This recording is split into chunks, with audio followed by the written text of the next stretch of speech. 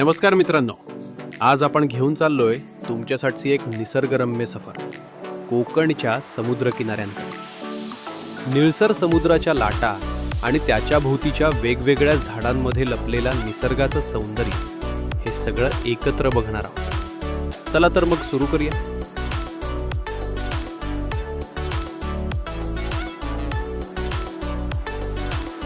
कोकण किनाऱ्याच्या जवळ दिसणारी हिरवीगार झाडं हे आसपासचे वातावरण ताजेतवाने ठेवतात। या भागात अनेक प्रकारची वनस्पती उगम पावतात। नारळ, सुपारी, कोकम आणि इतर स्थानिक झुडपे। कोकण किनाऱ्याजवळील काही भागात खारफुटी, मॅनग्रोव्ह ही खास पाण्यात वाढणारी वनस्पती दिसतात। या झाडांना भरती ओहोटीच्या खाऱ्या पाण्यात जगणं फार महत्त्वाचं असतं। हिरवा आवरण निर्माण करून किनाऱ्याचे संरक्षण। किनाऱ्याबरे समुद्राजवळ कॅज्युअरिना सारखी झाडं काही ठिकाणी दिसतात। ही सहसा पर्यटनासाठी लावलेली किंवा किनाऱ्याशी जोडलेली वनस्पती।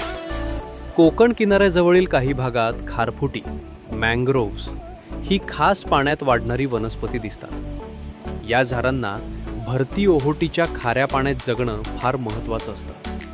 हिरवा आवरण निर्माण करून किनाऱ्याचे संरक्षण करतात आणि सागरी जीवांसाठी घर देखील बनवतात।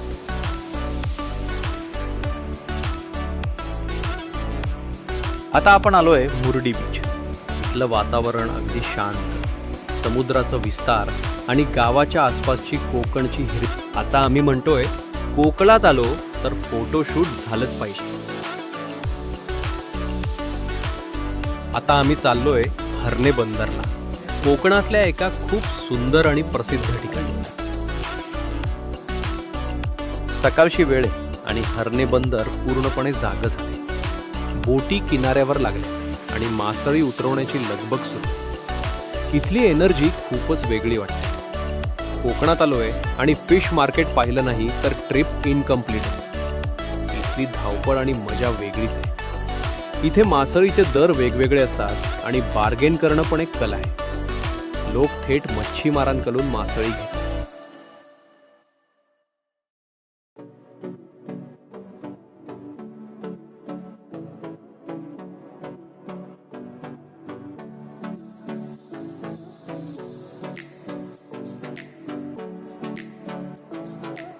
इथे ताजे मासे मिळतात, सुरमई, पापलेट, बांगडा आणि अजून बरंच काही। कोकणात आलो आणि माशांचा सीन नाही असं होऊच शकत नाही।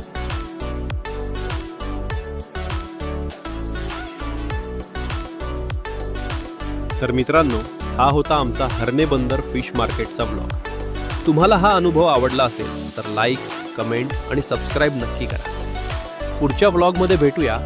जय कोकण।